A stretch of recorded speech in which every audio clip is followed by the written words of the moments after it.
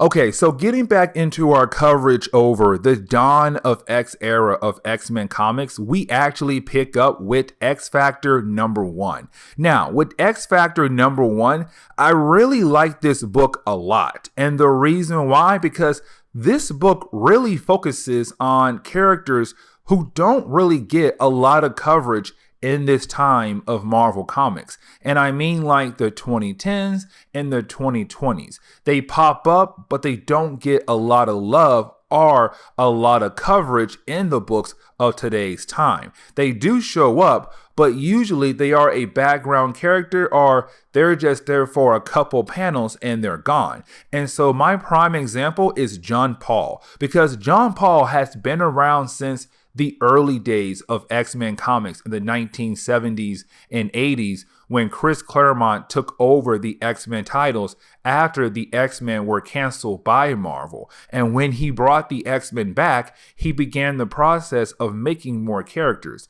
And one of those characters was John Paul. Now, when we met John Paul, he was part of a team called Alpha Flight. And Alpha Flight was a Canadian superhero team that Wolverine used to have connections to. Now, either way though, John Paul has the ability of super speed, fly. He does have more powers, but some of those powers only activate when his sister is right next to him. Now, with that being said, the reason why we pick up with him is because he just got some kind of feeling or vision of his sister dying. And so with that, he's kind of like, my sister Aurora had just died. What in the world?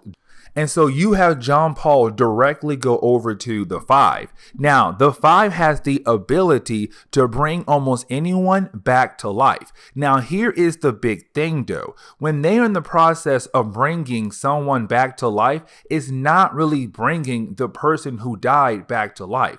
What they do is they make a clone body of you, and that clone body looks just like you. And then you have Charles Xavier and Cerebro download your memory into the new body that looks just like you. And so if you die, technically you are dead. But now a clone you is on Earth pretending to be you because it has your memory download into its body. But here comes the big thing though. John Paul wants the Five to bring back Aurora to learn who killed her or how did she die or why did she die. But you didn't have the Five say you have to bring us proof. And that right there is huge, because if you have no proof and you go to the Five and say, hey, my best friend died, bring her back to life, and the Five believe you, even though you have no proof that your best friend died, and they bring a new clone version of your friend alive, and then come to find out that your best friend did not die at all, now you have two versions of your best friend out there in the world. And that can cause a lot of problems down the road. And so you have the Five telling John Paul, listen, we're busy. We have to bring back millions of mutants that were killed over the years in Marvel Comics. And listen, we'll be down to bring back Aurora, but to bring her back to life, we need proof to make sure that she is actually dead before there's two of her out there in the world.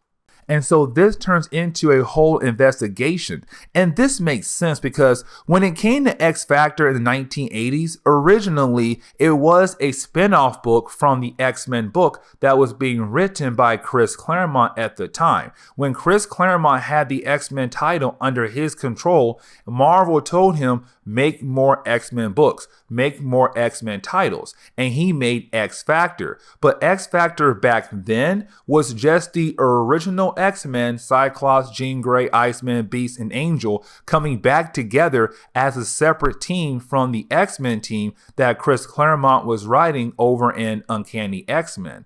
But in the 2000s, X Factor actually became a different kind of team where they went around and did police work. They were detectives. They try to solve mysteries. And so this is Marvel bringing that aspect back once again with X Factor. This book is about to be a way for them to say, we're going to bring you a detective X-Men team, and you should follow this team as they do some detective work. And right now, their first goal is to figure out what happened to Aurora, John Paul's sister. And so with that, he goes over to Sage. And remember, Sage, her mutant ability, it basically makes her a computer. But with that being said, she does tell John Paul Valley she did use a Pacific gate, but she did not come back after leaving that gate.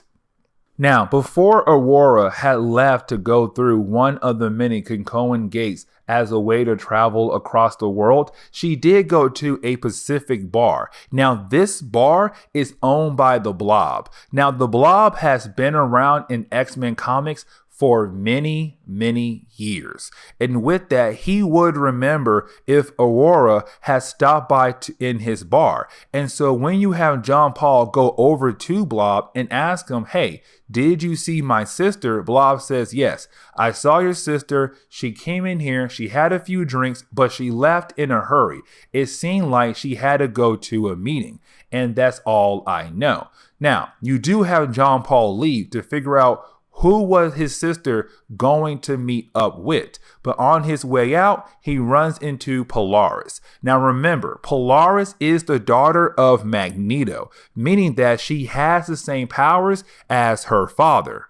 And she tells John Paul that he is going at this the wrong way. Why not form a new team of characters that would be great to investigate different problems across Krakoa, starting off with your sister. What happened to your sister? Now, before Polaris and John Paul leave the bar to form this team, this new team that could possibly work together, they do run into Daken.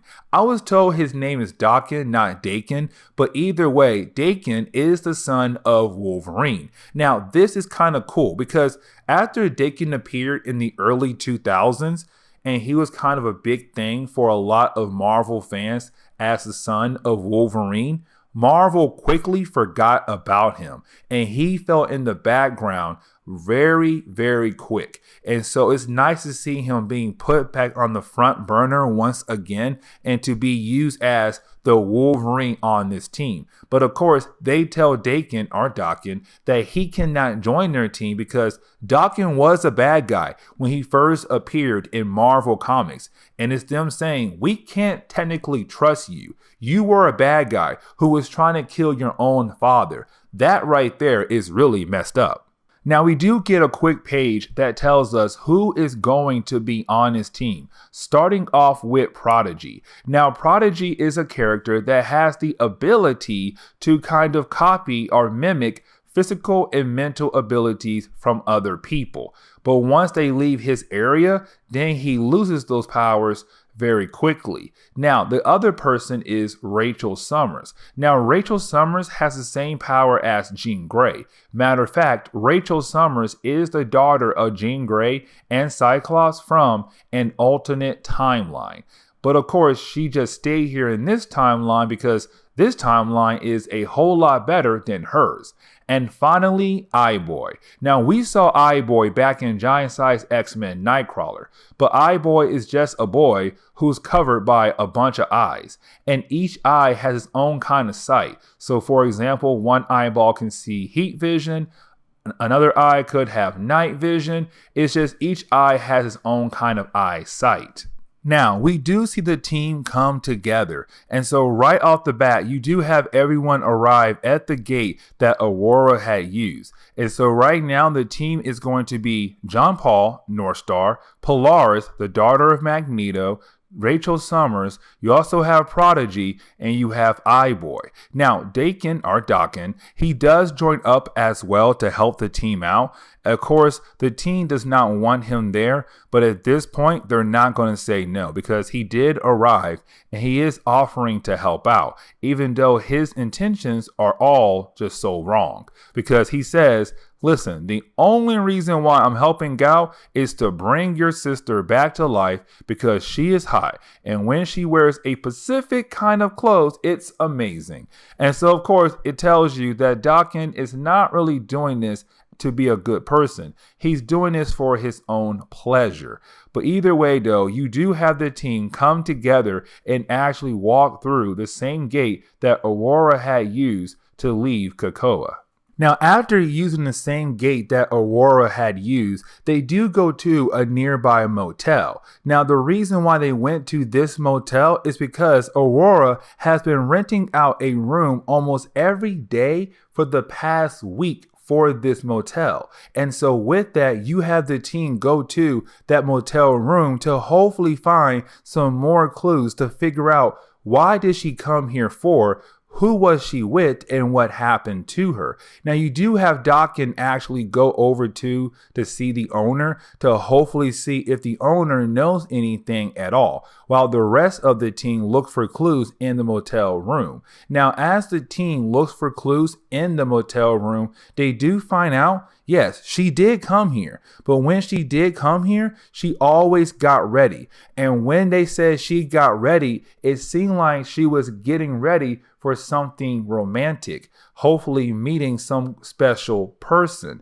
Now, with Dakin, when he goes and talks to the owner tells him, yeah, she always came here. And when she did, it was always in the same car with the same guy over and over again. But of course, neither does Dakin nor the team who were looking for clues in the motel room were able to figure out what guy she was meeting up with. But either way, though, you have the team realize that amazing baby, the werewolf that Rachel Summers got from the Excalibur team, was able to pick up a scent of Aurora. And with that scent, maybe it could lead them to over where Aurora's body is at. Now, with the team following that scent, it does lead them to a nearby bridge. And when they get to that bridge, of course, they do see some damage was done to the bridge. And with that damage on the bridge, it tells them that a car did go over the bridge. And that car could have been the same car that Aurora had drove. And so you have Polaris, Rachel Summers, and Prodigy use their powers as a way to find the car that had possibly fell into the river. And when they were able to find the car, you have Polaris use her powers to bring the car out of the river. And when they did that, bam, they find the body of Aurora. And for John Paul, this is so sad to see. Somehow his sister died. But of course, to the team, it does seem like it wasn't an accident. It seemed like she was killed on purpose. But for John Paul, at least now he has proof that his sister had died. And so now he can take this proof, which is her body, back over to the Five so they can begin the process to bring her back to life.